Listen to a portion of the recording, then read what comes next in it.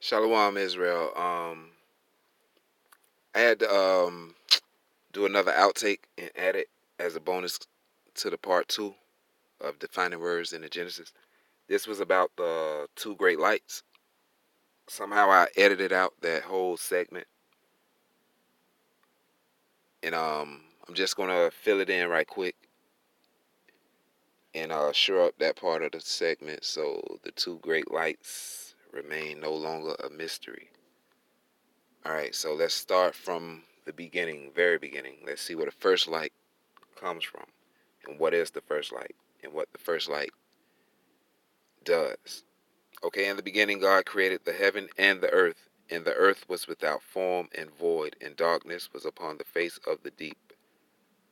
And the Spirit of God moved upon the face of the waters, and God said, "Let there be light," and there was light. So in verse 3, light, the first appearance of light. Light came about because God said, "Let there be light." So there was light. So apparently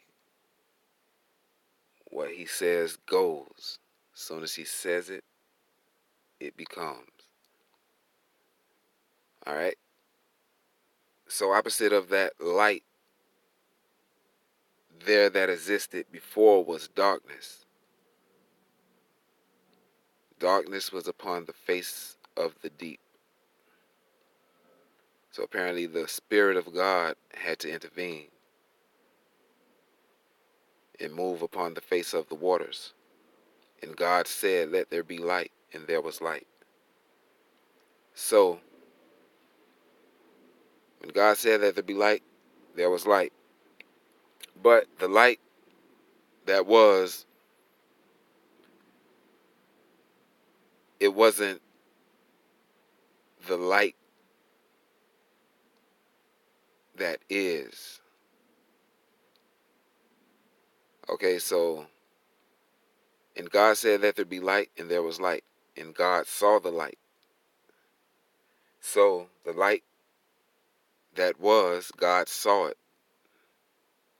God saw the light that it was good. So God saw to the light that was presented, and he shaped it, formed it, and made it perfect, and made it good. So once he made it good, he made it holy.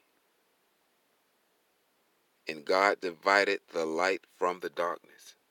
He separated that light. And God called the light day, and the darkness he called night. So light, day, and good are synonymous and interchangeable when reading the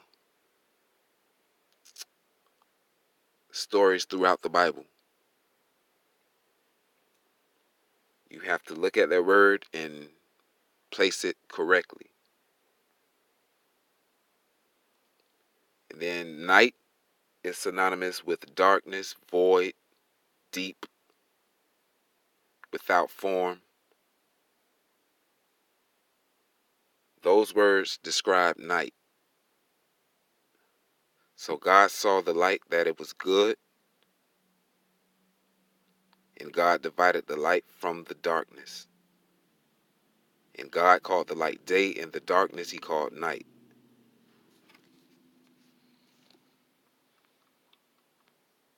So, in the very beginning, we see that light is, in the sense that they're talking about, light is representative. It's a representation, okay? So, as we go into Genesis 1 and 14, we finna revisit lights again. All right, 14. And God said, "Let there be lights in the firmament of the heaven to divide the day from the night, and let them be for signs, and for seasons, and for days, and for years." So God again said, let there be lights, but this time in the firmament of the heaven. So remember that word firmament means heaven. So he's saying, let there be lights in the heaven of the heaven, to divide the day from the night, the good from the evil. And let them be for signs, Deuteronomy, and for seasons, Deuteronomy, and for days, Deuteronomy, and years, Deuteronomy.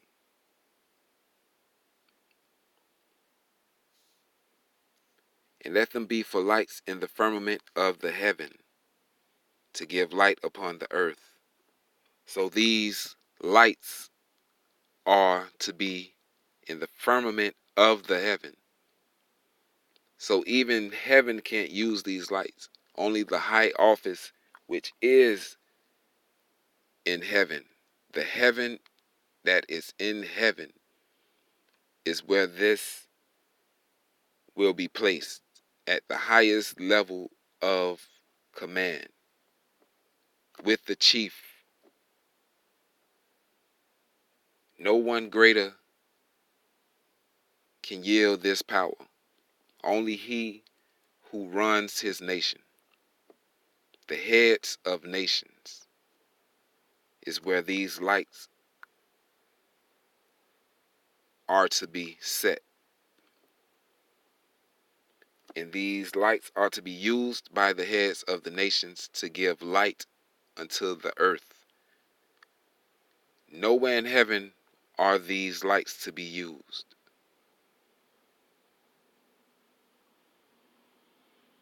And these lights shall be for a sign, and for seasons, and for days, and for years. And let them be for lights in the firmament of the heaven, to give light upon the earth. And it was so. So these lights are to be in the firmament of the heaven, in the heaven of the heaven, in the top office. These lights are to be used to divide the good from the bad. These lights shall be used only for the earth's purpose, to give light to the earth. And these lights shall be for a sign on people, or to people. It should be a sign. It should be a sign. It should be for seasons. It should be for days and years. These lights. And God made two great lights, the greater light to rule the day, and the lesser light to rule the night. So he made two great lights. Two great lights. Both lights are great. The greater light to rule the day. So the most prestigious, the most honorable of the lights are commanded to rule the day, to rule the good. And the lesser light to rule the night, the more derelict, or the more um, raunchier of the great lights, the less prestigious, the less honorable light will rule the wicked.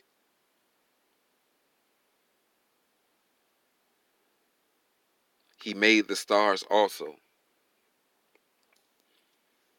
Now those stars,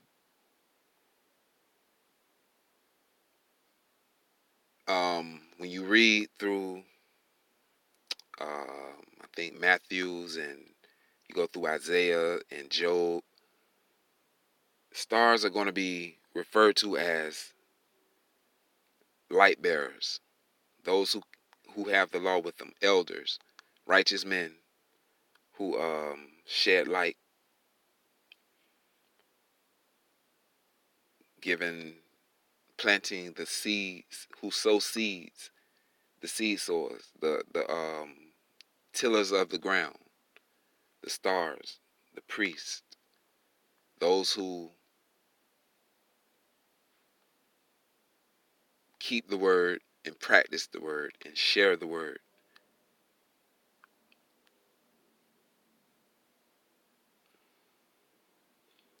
So let's find out what the two great lights. Let's find out what they could be. Um, I'm gonna do a quick one.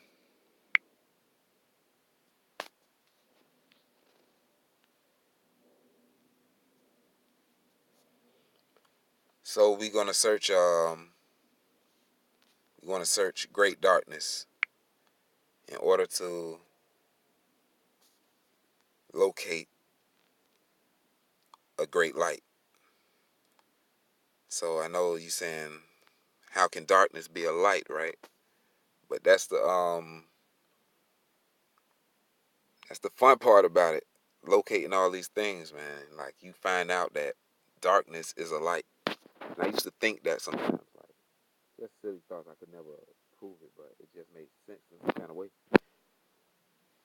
But all that time, it was just something, a thought, supernatural thought given to me, not of my own, premonitions or something. Like, you can tell God was putting his finger in there somewhere, like he had his hand on that, because that was just a random thought I used to think about, and plenty more. But let's see. Going to Joel 2:2. I'm gonna start with something unverifiable,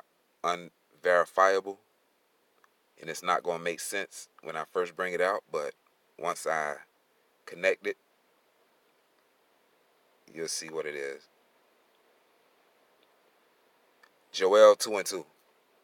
A day of darkness and gloominess, a day of clouds and of thick darkness. As the morning spread upon the mountains, a great people and a strong. There hath not been ever the like, neither shall be any more after it, even to the years of many generations. So we have a day, right? Then you have even to the years of many generations. You have a day of darkness, even to the years of many generations. There have not been ever the like, neither shall be any more after it. A great people and a strong.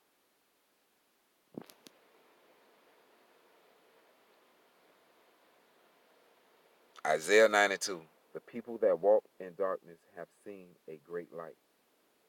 They that dwell in the land of the shadow of death, upon them hath the light shine. You see how it's starting to connect? The people that walked in darkness have seen a great light. So it's alluding to the point that darkness is a great light. It's a lesser light, but it's a great light.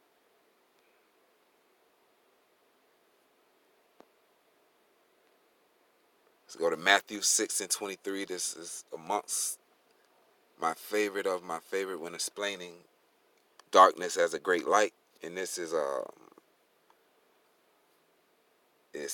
to the point, and is very well said. So Matthew 6:23. But in thine eye no, but if thine eye be evil, thy whole body shall be full of darkness. If therefore the light that is in thee be darkness, how great is that darkness? So there we have the light that is in thee be darkness. Darkness is a light. How great is that light? How great is that darkness? How great is that light? It's a great light. Darkness is a great light. So when you revisit what the two great lights are going to do, you don't really have to go into the greater light. The mystery was finding out that lesser light. So go back to 14. And God said that there be lights in the firmament of the heaven to divide the good from the bad. That there be lights in the top offices of the rulership of the government to separate the good from the bad, and let them be for signs. Let those lights be for signs, and for seasons, and for days, and for years.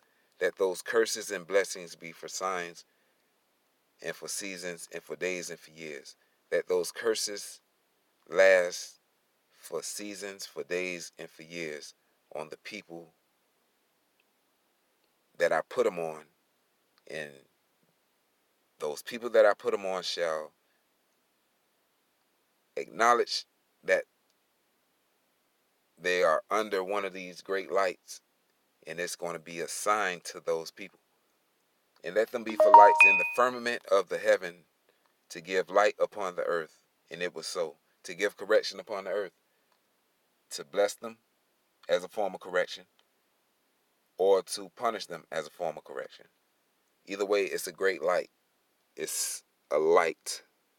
Darkness is a light, and blessings is a light.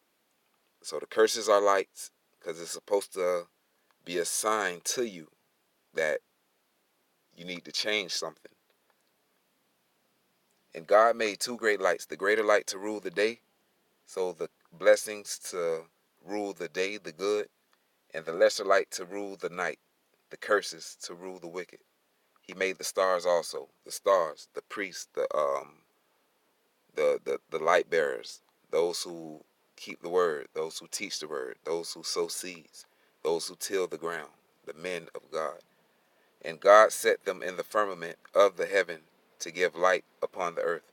And God set those lights in the firmament of the heaven to give light upon the earth. So those lights are only set in the firmament of the heaven. Nowhere else.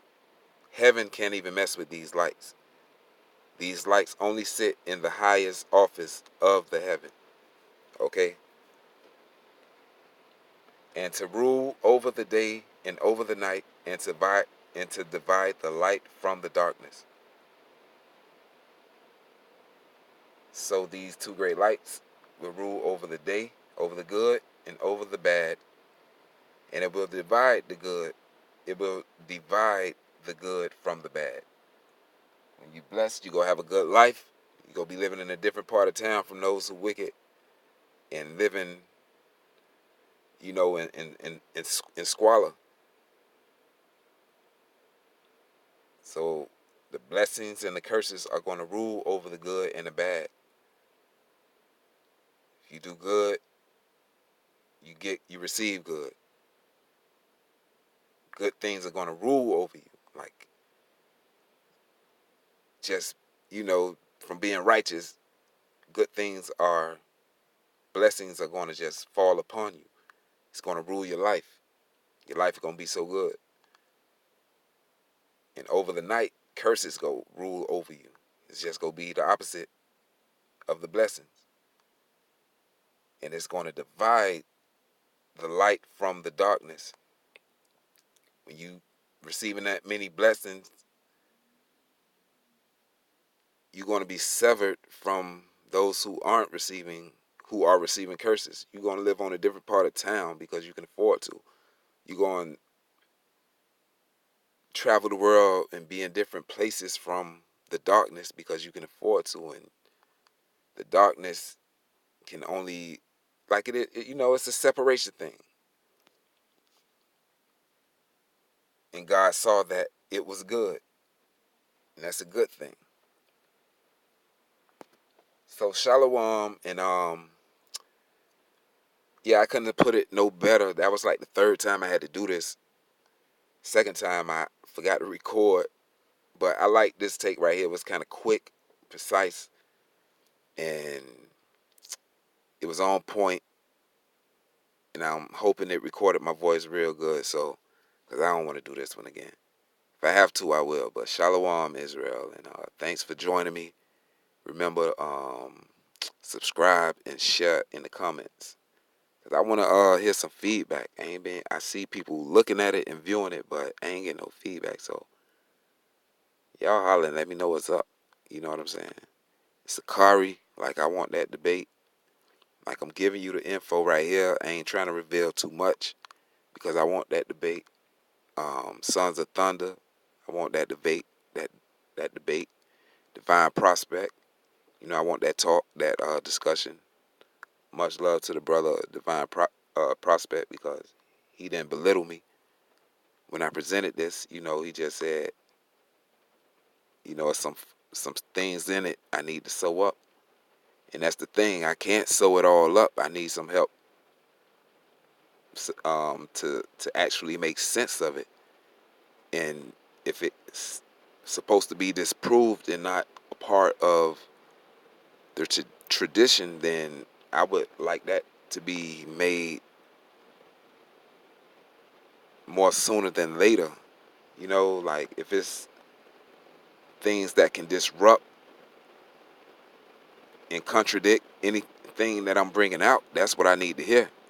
It's hard for me to contradict myself because I'm not as learned as these brothers are. They teaching me.